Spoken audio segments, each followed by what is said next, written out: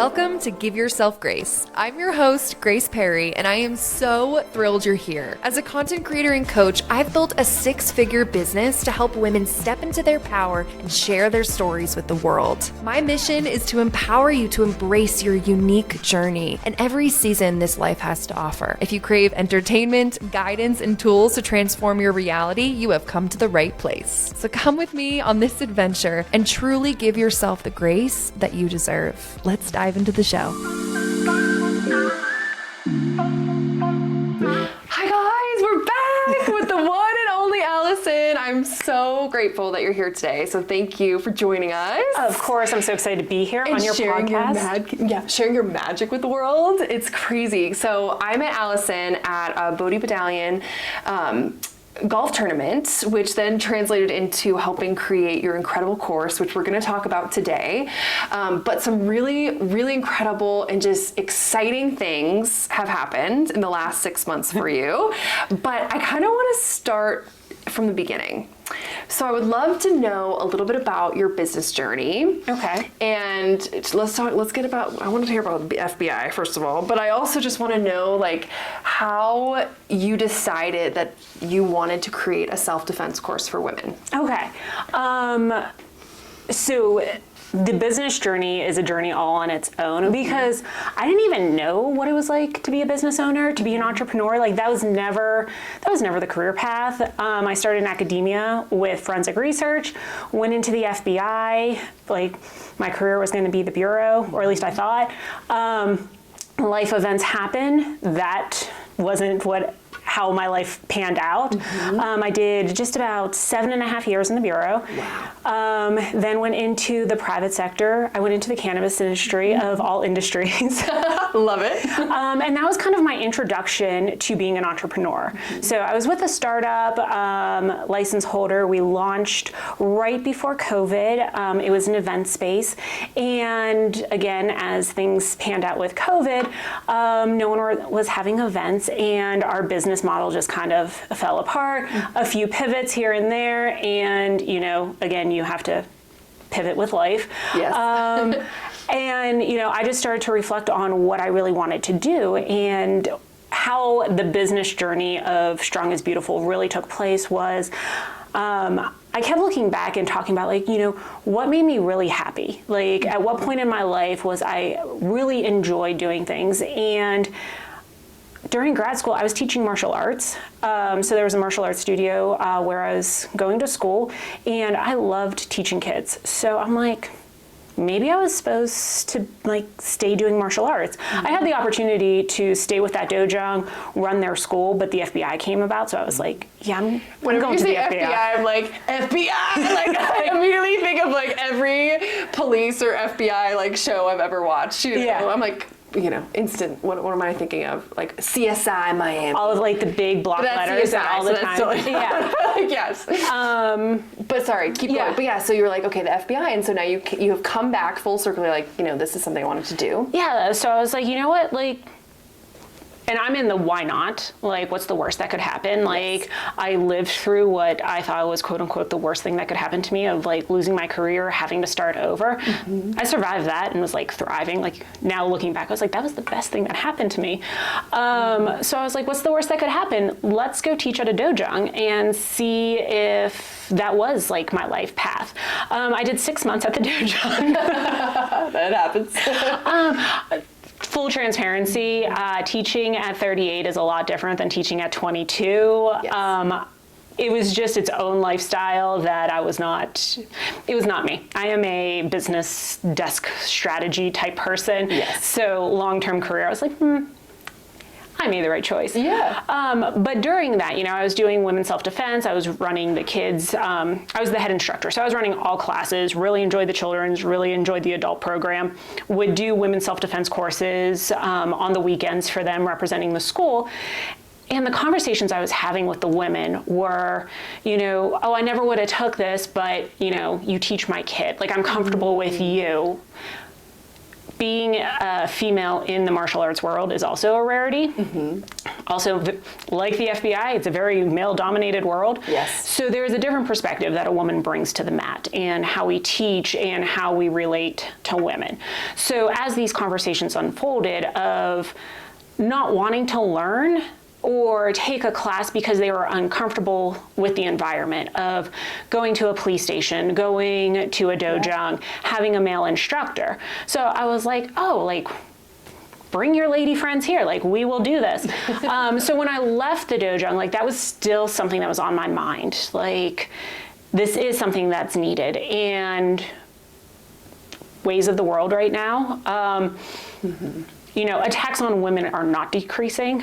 If anything, they're increasing more in a more violent way. And this level of fear, it makes me uncomfortable that women feel that way. Yes. And yes, it's scary, and a lot of times it's an unknown. So I started having this thought of, why don't we talk about it? Why don't we shed light on it? Why don't we educate? Have this conversation. It's not like I had a conversation with my mom on Yes. like How to protect yourself. how to defend yourself. Like, now granted, my dad was in the military, so I learned situational awareness at a very young age, but I took that for granted. I took those types of knowledge points, just the situational awareness that you learn from being in the Bureau, from hearing about cases, hearing about like what transpired that led to X, and how to mitigate all of that, plus how to keep yourself safe, because, fair fact, people don't like law enforcement, so you do become an unintended target as law enforcement without you even knowing it. Like those big block letters of FBI is not always, it's sometimes intimidating, but it also like, she's FBI, like, it's not like I would wear my Bureau stuff out in public. People are like, oh, I would wear that all the time. I'm like, absolutely not. Like, you wear it when you're on duty, but like, it's not like I would plaster FBI, like I'm FBI out in public, because that makes you a target. So anyway, so with all of this, I just kept like thinking on it, sitting on it, and I'm like, how do I get this out into the world? And my course came about. So I really just sat down and wrote out, what would I want women to know? How do we approach this?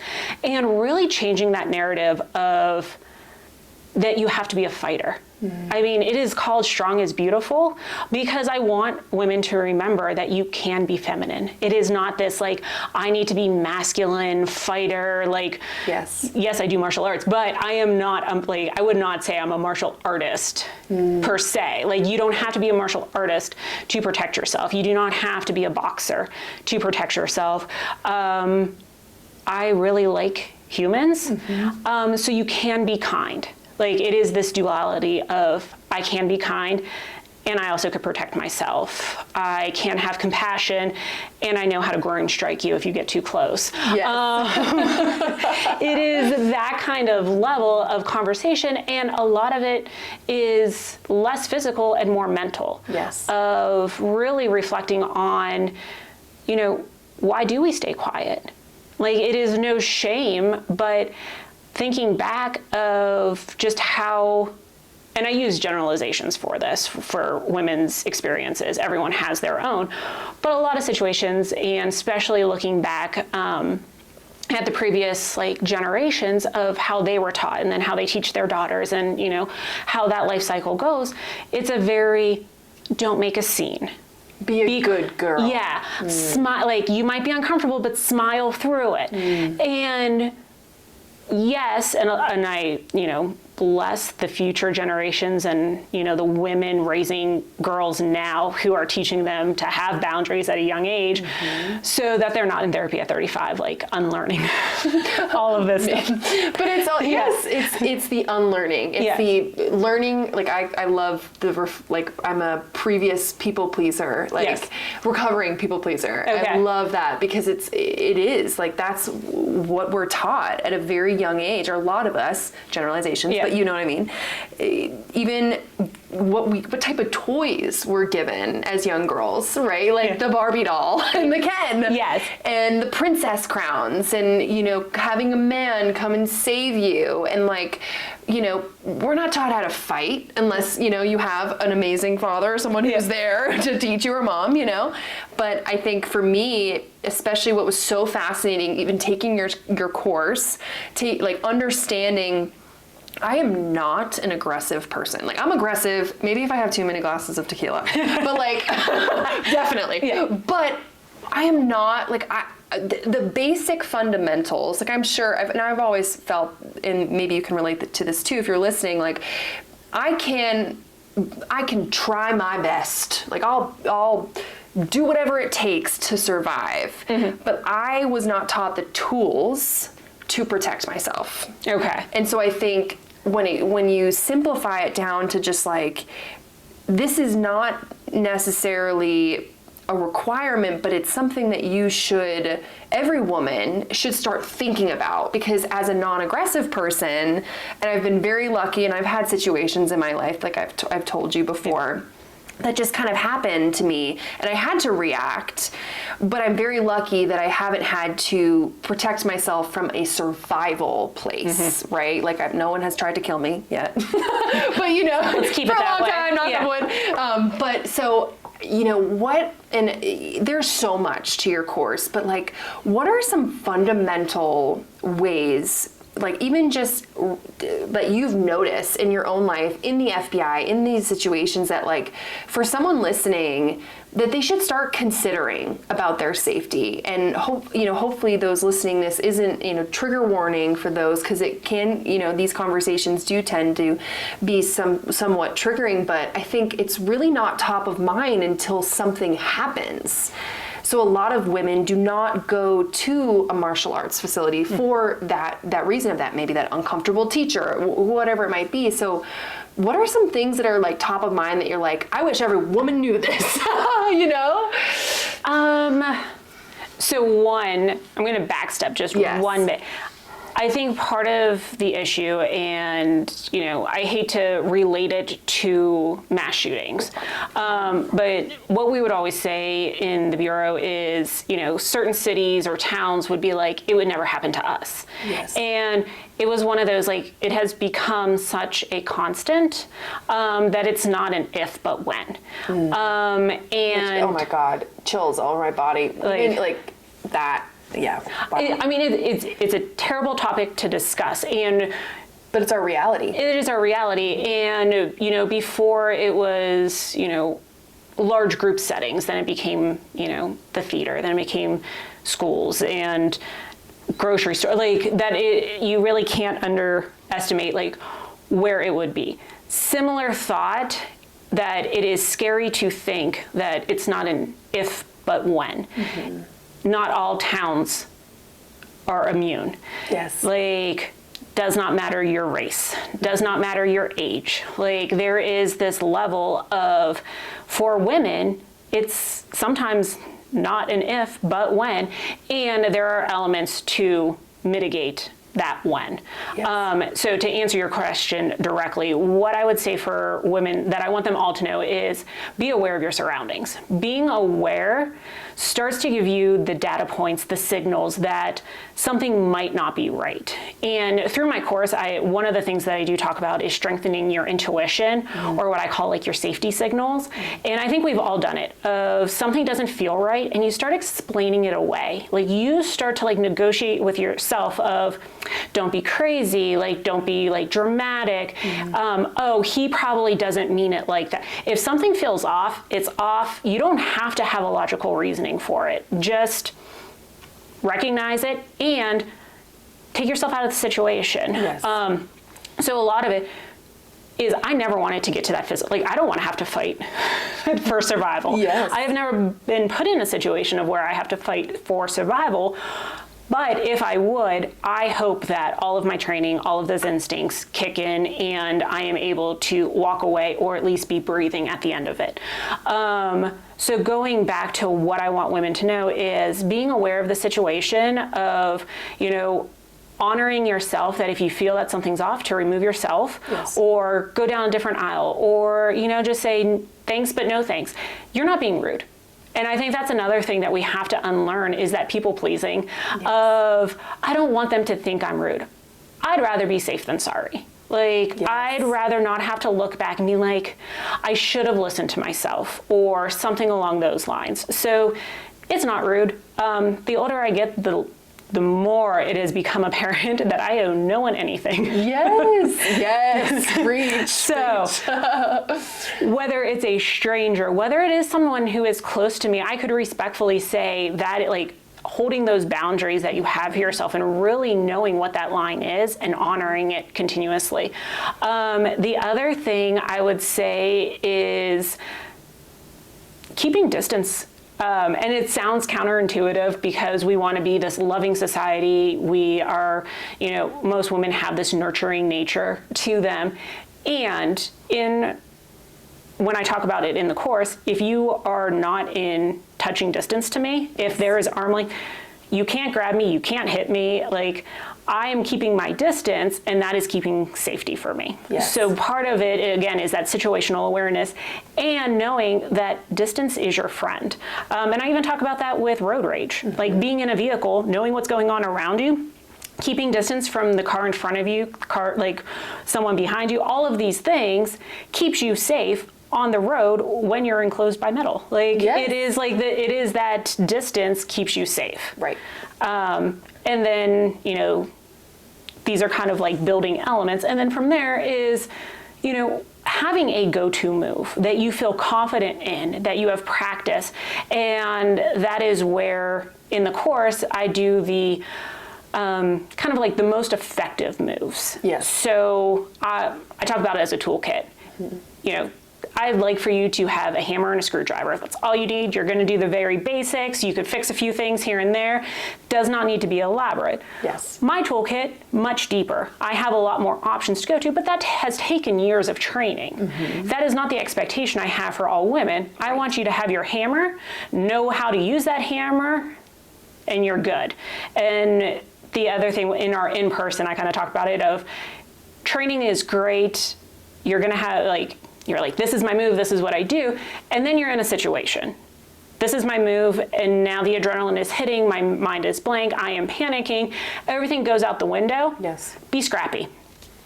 Do whatever that you can, that you could think of, whatever your body is moving, but aim for the targets that are going to hurt them, their eyes, their groin.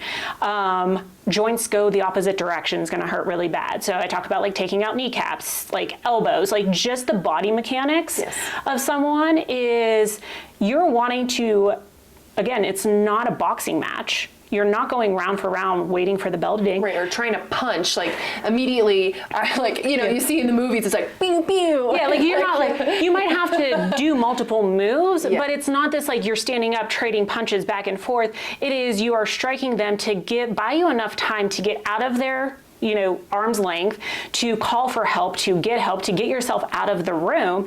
And, sitting here in the podcast room, someone came through that door.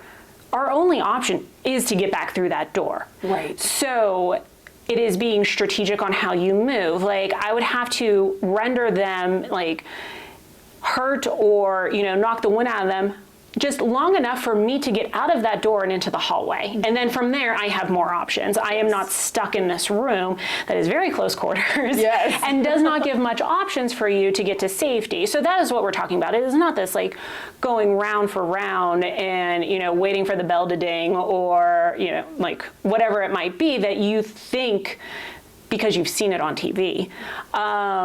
It is just that something that gives you a moment of freedom to remove yourself from the situation. Yes.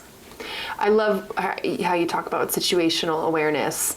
And I've shared this story with you too about when I was in London with two of my best friends, and we were at a bar, and it was so crazy to me because I had just subconsciously been looking around, always when you're in the heat of the moment, when you're having fun, especially when you're drinking alcohol, you're not necessarily thinking always about all your exits or, you know, like, so it's so important even in these moments of freedom and fun to really notice your surroundings. And I just so happened to catch the eye of this man who I quickly realized I had seen multiple times throughout the night in different locations. So we were bar hopping in London and on vacation, having the time of our life, and this man followed us to multiple bars. It wasn't until I noticed him, I was like, okay, guys, I think we need to leave, because I think something's off with this guy, and I trusted my intuition. Luckily, my friends listened, and we went into a cafe quickly, and I noticed him come into the cafe. So I was like, okay, this man is definitely following us. So we then proceeded down in the street, in public, like plain view, and it was then I realized, like, this man could follow us all the way home. Like, there's nothing stopping him until, like, we recognize him. And so I felt confident enough in that public space to literally call him out. I turned to him, I'll never forget it. And I was like, hi! I was like, stop fucking following us. And he turned, and it was like a deer in headlights. Yeah. He was, and I don't recommend this. Like, like I'm not sitting here to be like, you know, cause a scene and, you know, but sometimes, like, especially if you feel safe and you're in public in that scenario, I'm so glad I did that. Yes. And I'm so glad I intuitively listened to my gut, because if that man had followed us home and like saw our Airbnb when we're 3 girls, like, I mean, my friend Sophia has a great punch, but like, I know that from like wrestling as kids, but like you know what I'm saying? Like, who knows what and you don't know the area, and then all of these like what if things could have unfolded. But the few things that you mentioned in that I really want to touch on is you felt confident to address him. And I say this, you know, in the course as well, and I say this to women all the time, is men, and I say men because that is usually who, like, statistically, that is who the attacker usually will be. Yeah. Men like easy targets. So that is where you say you don't like to be aggressive, but being assertive is not aggressive. So having an kind of, I don't know, vibe about yourself. Yes, magnetic energy, but also confident. Like, I have what I call a force field. Again, military dad, older brother, law enforcement lifestyle. Like, there is just this natural vibe that I carry, whether I realize it or not. And for the longest time, I did not know that that was a thing. But like looking back, I feel it was the nonverbal communication to the world around me of, yeah, I'm not going to mess with that. Like, given the option, like, and I've said it like jokingly, I never wish harm upon myself. But there are some days when you go out for a run and you have a level of stress that you're like, if someone just tried to kidnap me right now, like the amount of rage I could get out on someone and it be like fine because it's self-defense, go for it. And my one girlfriend was like, I like seeing you run in the neighborhood. Like, you're not who I'm going to try to attack. And I'm like, what? She was like, even just seeing you run, Allison, like I'm gonna get the girl who like is not paying attention, who doesn't look like she could kick my ass or even outrun me. And that's like another level of it is, you know, having the, like, as you said, that confidence to address him. Mine's also having the confidence of just how you carry yourself, of making the eye contact, of having your head up, taking in the sights around you. A lot of it is not being distracted. So you said, like, you caught his eye. Your head wasn't in a phone. Like, you were surveying, you know, what was around you. And our bodies and mind are so incredible. Like, I think of it as a supercomputer, and there are so many things that happen unconsciously that you don't even know. Like, for what actually gets bubbled up to the conscious level is so minute in compared to everything else that is going on. That means that most likely at the unconscious level, you had seen his face multiple times. Your body had taken it in. Your brain had like logged that somewhere. And at one point it was pushing it up enough for it to be conscious to you. If you are not paying attention to yourself, you don't get those signals. You don't pay attention. If your head was in the phone, like if you were so, ingrained in conversation, and it happens and it's beautiful when you're that present, but when you start getting this tunnel vision, you're missing all of the cues that are coming in to the supercomputer to then give you that information. Your body wants to survive. Like we have lived like evolution, like it has to adapt. Yes. It wants to live. So therefore it is going to tell you the things that you need to do in order to continue to live. And the other thing that I want to touch on is you had said, like, I don't recommend turning and confronting someone. I would challenge that in a way. Yeah. Like, Totally. This is exactly why I needed you on this podcast. No, like that. But no, it's true. To me, that is great. The other thing is, a lot of times I've heard, well, if I say something, he'll get defensive and attack me. If you say something and he gets defensive and attacks you, he was going to attack you anyways. Someone with good intention will not take your, putting up a boundary or saying something to them and be like, oh, well, now I'm going to harm you. Like, before I was just minding my own business, but now I want to harm you. No, like if someone had pure intentions, they'd be like, oh my God, I'm sorry, miss, like, and they will back down and they would probably like walk away like, that woman's crazy. I'm not going to mess with that. Like, again, like they want the easy target. Like, I'm not going to mess with that. So this notion that if I say something, that will escalate it. No. It would have escalated one way or another and or a lot of times like, that gaslighting. They'd be like, oh, had you not, and like, no, bro, like you were gonna hurt me. Like I just one-upped you on that one, and now I'm telling you to stand back. Totally. And I think it's so important to listen to those messages that you were saying. Like you said, thank you. That was so beautiful in the way that like giving permission to stand up for yourself. And I think in that scenario, because it was in a public space, because I had, the two closest people to me, it was like this different wave of confidence. But so often like women are alone dealing with this.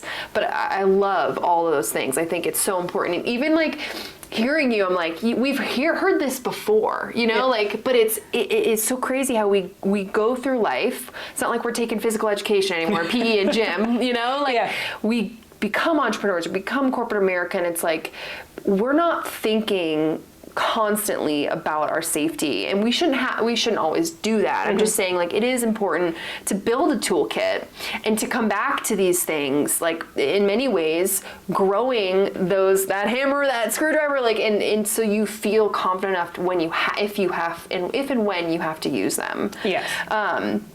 So in your course, you talk a lot about mindset and boundaries. Like, I admire that in you so much. I think it's something that we are not taught to set. And I hear it all the time with my friends, with my family, even with myself, like struggling to create boundaries in modern America where literally your entire world is at your fingertips, right? Within your cell phone. So how do you approach, and it really fits into the topic of this podcast, because in so many areas of life, we have to set boundaries, not only protect ourselves, but protect our mental health. And so how do you do that? I want to let you know that I probably didn't have any boundaries for like most of my life. I will say, like, there is a very pivotal point in my life of like what I call like 2019 to present day, and from 2019 to 2024, there have been varying iterations of growth that have happened for me, and I think in 2019, I started working with a therapist and, processing a lot of things. And that was in order to grow, in order to build a life that you truly want to live. Like, again, so many things have been unlearned in the last 5 years. And one of them was how to set boundaries and why boundaries are important. And it was probably one of the biggest things that I struggled with. Because again, like, guilt of all of the things of, not being a good wife. I don't have children, and, my family lives, on the other side of the country. So, the Italian daughter who moved away, like all of these things that come up. And then how how you allow people to treat you is really a reflection of how you are willing to treat yourself. And I was not in a good place. Therefore, I was not treating myself well. So then I could see that reflected back at me in relationships with other people. It took, again, a lot of mental work of setting boundaries. And oddly enough, I had a personal goal of doing a fitness competition since I was in college because I thought it was super fascinating.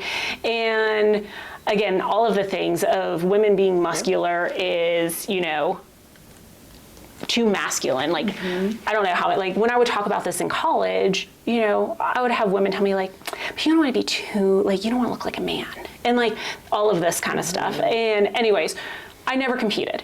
So, you know, rebuilding my life and what I wanted to look like, I was like, I am going to compete. Like that was a goal that I had set. With kind of everything that you've beautifully talked about, how do you go about creating your boundaries? So, I didn't have boundaries in place for most of my life. All of the things, working with a therapist, you know, really processing some of that stuff and understanding how much control you have of the life that you lead and the life that you build and the work that requires is definitely boundary setting. But I found out it was still really hard to do it. And I am much better at physical things than like the emotional, mental feeling parts, or at least I would say I identified like that 5 years of work on the mental stuff. I feel like they're starting to get closer together, but I could do things at a physical level. So I had a goal of wanting to compete in a fitness competition since college and tried a few times, never followed all the way through, would, you know, make excuses of career, life, too hard, like all of this. And I realized like that was mostly a mental cop-out for myself, and a lot of the conditions needed to be, you know, improved upon. So while I was doing the mental work, I decided again, like, I'm going to try for this competition. And that is where I realized how important it is for boundary setting, because at this point I had a goal that meant a lot to me. And to some, it might seem superficial or, you know, excessive, and all of that, fine. To me, it was a very important goal to reach. Oh, totally. So for the fitness, for the bodybuilding competition, yes. Right? Okay. Which is so valid. Keep going. So, and that is like, I don't say like this is like the pathway to go down if you're wanting to learn how to do boundaries. Like it is a very extreme training, but it's so badass and experience. Yes. But it was something that I had wanted for like so long. And I really think that, you know, of one of the iterations of myself from like 2019 to present would be in 2021 when I started training. And I think that catapulted a lot of my growth, both mental and obviously physical. But having a goal and, you know, knowing what it takes, and with a fitness competition, literally every decision that you make throughout your day can impact that goal. From, you know, I was eating 5 to 6 meals a day. So every time I chose what I was going to eat was either taking me closer or further away from that goal. Whether I woke up and trained, it was either taking me closer or further away from that goal. If I, you know, decided to be a workaholic and work 12 hours and not go to bed, my recovery and sleep was going to suffer. So all of these things, and I learned a very good lesson because it was work related and my goal. So being that people pleaser, you know, I had a set schedule, I had my routine, all of this. I was asked to change and do a meeting, you know, on a day that I normally wouldn't have worked. And I was like, sure, like, yes. And I moved around my training schedule, like all of this stuff. And they ended up canceling on me. And I was livid.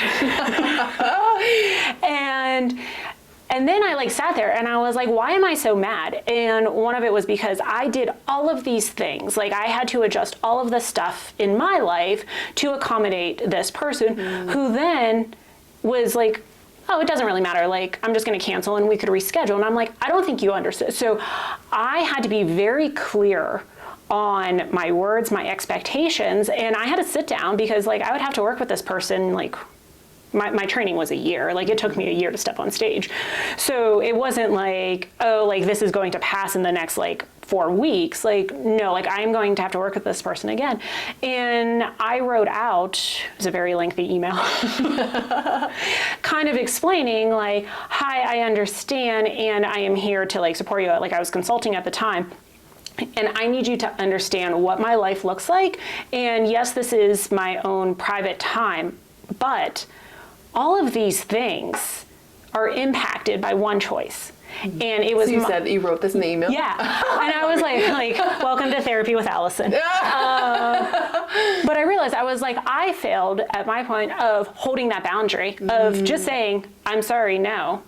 I could. And no one, and what people don't realize is no one is going to do that for you until you do it for yourself. Correct. Like when I realized that, that was the only time my life truly changed. Yeah. And I was able to be more successful, is like setting those boundaries. And I still struggle with it all the time. Oh, because absolutely. you want to, especially like as an entrepreneur, you want to make those meetings or like you want to be present and like make it happen, you know, and oftentimes there's a monetary exchange in order to make it happen. But I think that's awesome that you communicated your boundaries. So that's what I learned is like most of it is communicating. Like I could have all of the boundaries in the world, but if I don't communicate or then hold people to them, and I will tell you, the boundaries are the hardest with the people closest to you. Like, so it becomes like this balancing act. Like when I say like with the self-defense side of it, when I say like practice in your safe zones, it's with people you know. On the reverse side, if you're able to hold boundaries with your mother, you could hold boundaries with a stranger who's like looking at you weird. Like that is one of the reverse things of doing it in your safe zone. Like the stronger you get with holding boundaries with people you care about and love the most, it is so easy to hold a boundary with someone that you wouldn't know if they crossed you twice on the street. But holding boundaries with the people closest to you is very hard. And you have to have enough self-love for yourself and what you really want. And like really like look back and be like, what do I want?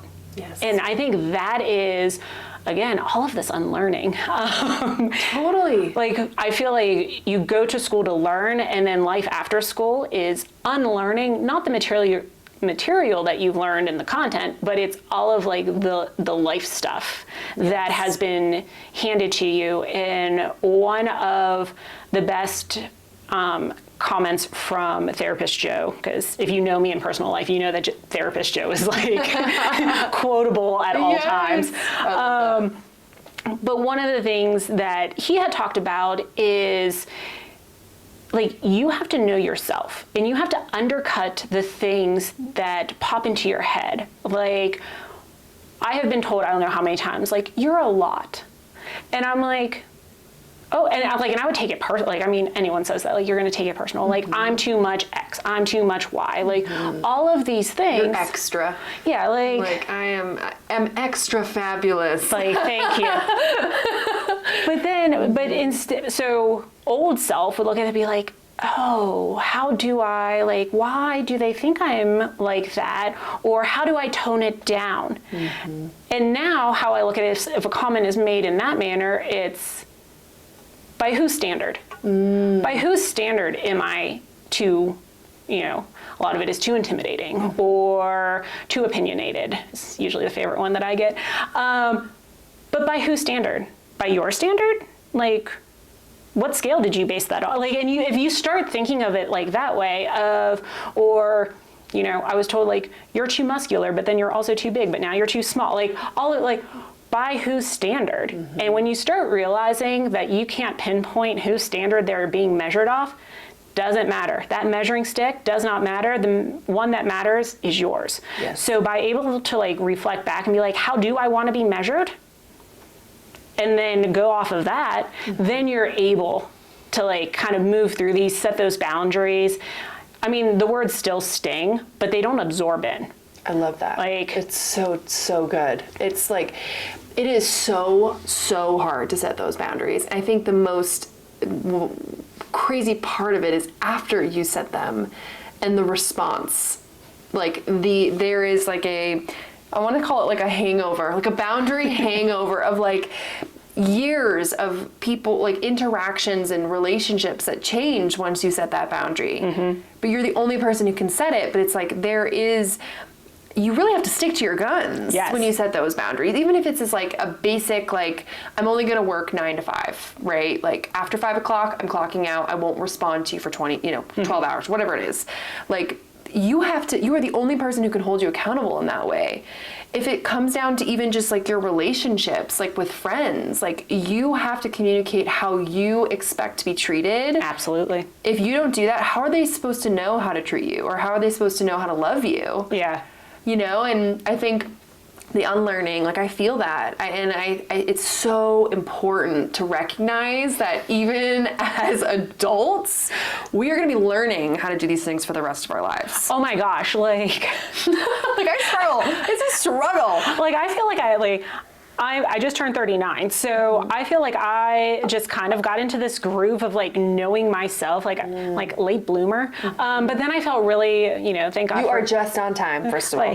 One, I want to thank God for Instagram and quotes that just pop up on my feed, because there was one that it was like, you don't start living until 40. Everything else was just dress rehearsal. Like you were practicing, you're feeling, and I'm like, that is so true, because as I approach like 40, I'm like, I am just feeling comfortable with myself. Yes. And now that I know like all of this, how to, really love myself, and being able to love yourself means that you could love others so much better, of how beautiful life is going to be, the next 40 years. And we talked about this like before we started recording. I have longevity in my family, so like being 100 is like the goal. My grandma lived to 101. So what was her name? Rose. So if you go to Strong is Beautiful, my logo is an elephant and a rose. Mm-hmm. So the rose component is in honor of my grandmother. She was the matriarch of our family.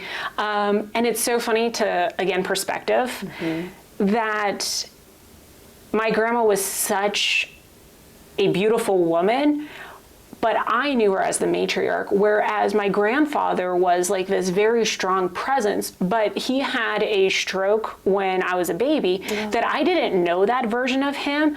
So I saw my grandmother as the one who led our family, who cared for him and all of this. So when I talk about her strength and this like matriarch, it's very funny because my mom and my aunts will sometimes give me this look of like, I forget completely about the patriarch of my grandfather, but for me that wasn't the experience I had, because that strong personality wasn't the grandfather that I knew. I knew the grandmother version, and which I think is beautiful in itself, of how people have very different experiences within like the same room.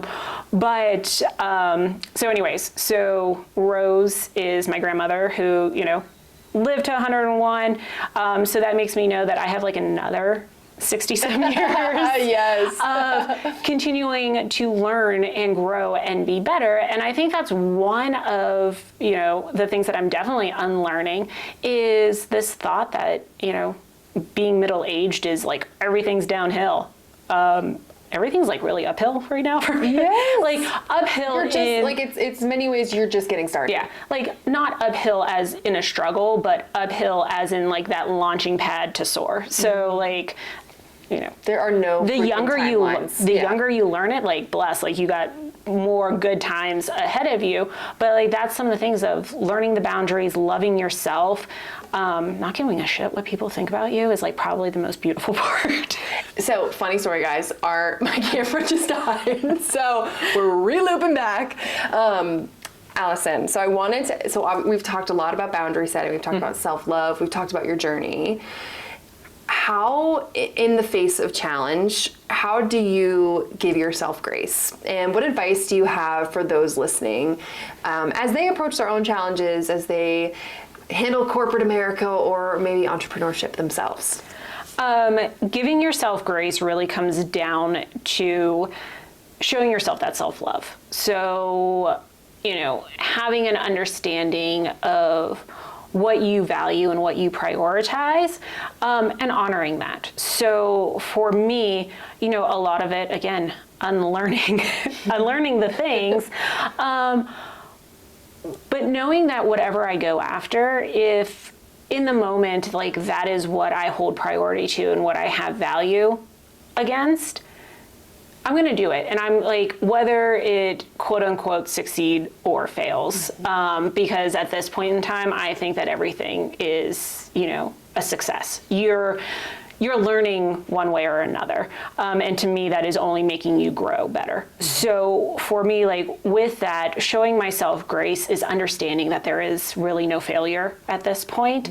From the outside looking in, like I will tell you, like, and I say it all the time, you know, that startup world that I entered into on paper would be a failure. Like if you looked at it like, you know, went from the FBI to startup that, you know, got closed down a year later, financial debt, all of that looks like a failure. And I will look back and say, I'm like, and I grew so much. I learned so much from a business perspective. Like, again, I knew, like, I was in government. Like, we get a budget, you spend it to zero, you know that's going to get refilled. It doesn't matter.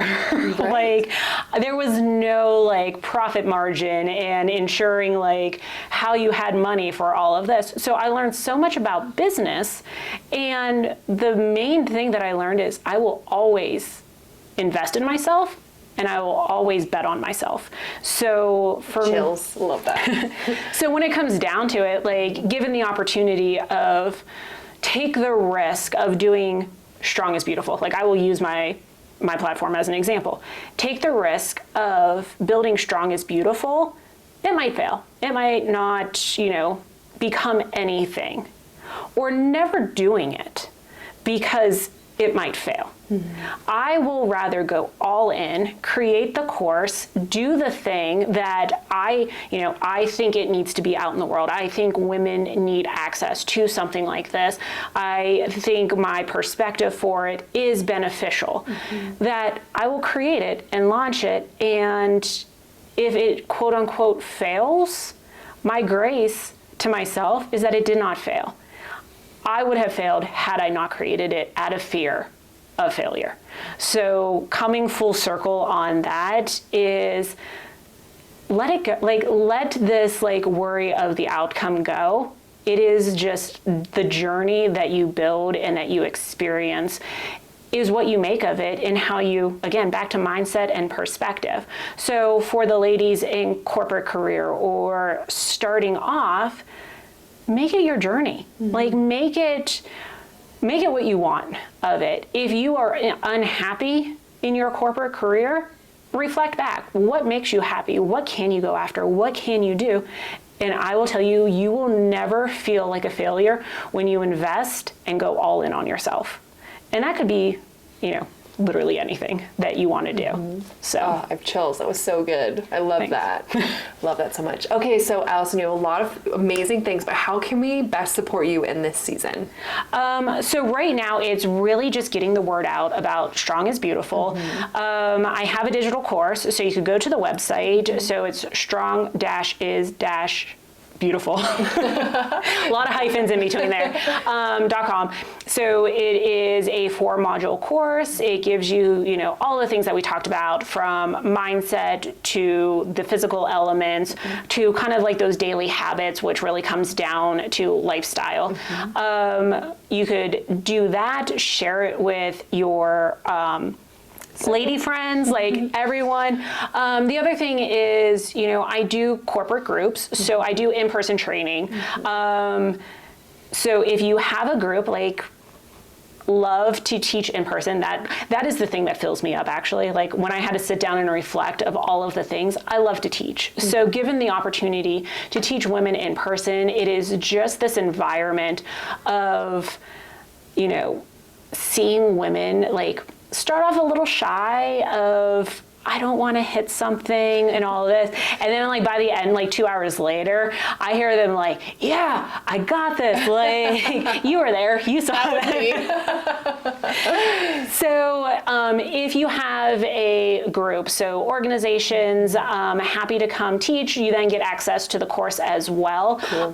Because one of the things I realized is teaching in person, there is so much of the conversation piece that you have with women and scenarios that are brought up that I would rather talk through and then give you kind of that lecture style information that is, I spent a lot of time on that course. Yes. So I'd rather have you then go at your own pace, digest it, be able to replay it, have access to it. So if you attend one of my in-persons, you get access to the course as well. I love it so much. And we'll put all that in the show notes for you guys too. Yeah. Well, thank you so much for being on the show. You're amazing. Seriously, Alison, I'm so grateful for you. And I know Strong is Beautiful is an incredible course, and I'm just so grateful to have been a part of it. So thank you. Thank you. And I hope you guys had some good takeaways, and we'll see you on the next episode. Thank you so much for listening. Your support means everything to me. If you found this episode inspiring, please share it on your social media and tag me. I'd love to thank you personally. And as always, sending you love and rooting for you. See you in the next episode.